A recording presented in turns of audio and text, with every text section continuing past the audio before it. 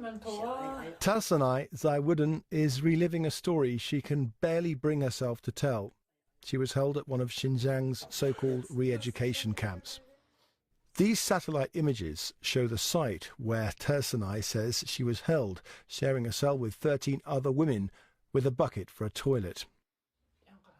And she's haunted by one image: masked men coming down a camp corridor like this one after midnight. They were 3 men. Not 1, but 3. They did whatever evil their mind could think of, and they didn't spare any part of my body, biting it to the extent that it was disgusting to look at.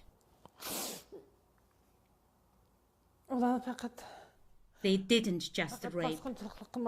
They were barbaric. They had bitten all over my body. The US have granted her safe refuge after investigating her claims. She's waived her right to anonymity and now feels free to speak out about the full extent of the abuse she says she suffered. They had an electric baton. I didn't know what it was. It was pushed into my private parts, and I was tormented with electric shocks. It's estimated over 1 million Uyghurs and other Muslims are held in the camps. These never-before-broadcast pictures were filmed secretly in a camp under construction and published by a magazine on religious liberty. We've interviewed a former guard and seen his Chinese police documents. He's the first ever to come forward, and the risk of him speaking to the BBC is so great, we've reconstructed the interview with an actor. Jews who were taken inside were locked in a cell which held 8 to 16 inmates.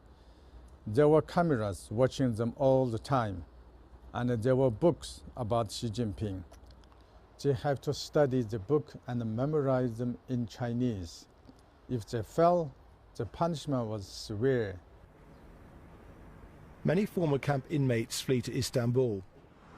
Some talk of having to choose between punishment or being complicit in these crimes. I worked 6 months as a cleaning worker for the women.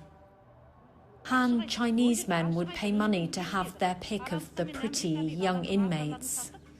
This was the first time Gulzira has told anyone the full extent of what she says she was forced to do. My job is to remove their clothes completely and then handcuff them on their beds so they cannot move.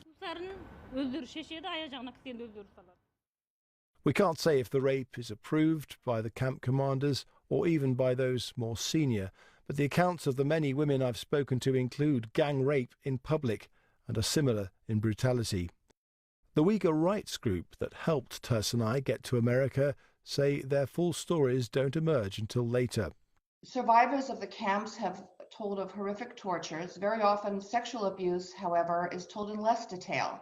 It's traumatic to remember, and women are often afraid of bringing shame to their own family members. The Chinese government said in a statement that the Xinjiang camps offered vocational and educational training to tackle extremism and terrorism. It did not address directly the accusations of rape and torture, but it added the Chinese government attaches great importance to women's rights. Lies and absurd accusations, including mass detention, do not hold water.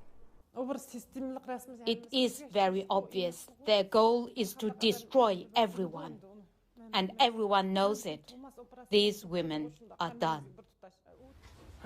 Much of the testimony of the women, like Tarsanay I've spoken to, is too disturbing to broadcast. But it's important, they say, that the world knows what's happened to them. Matthew Hill, BBC News.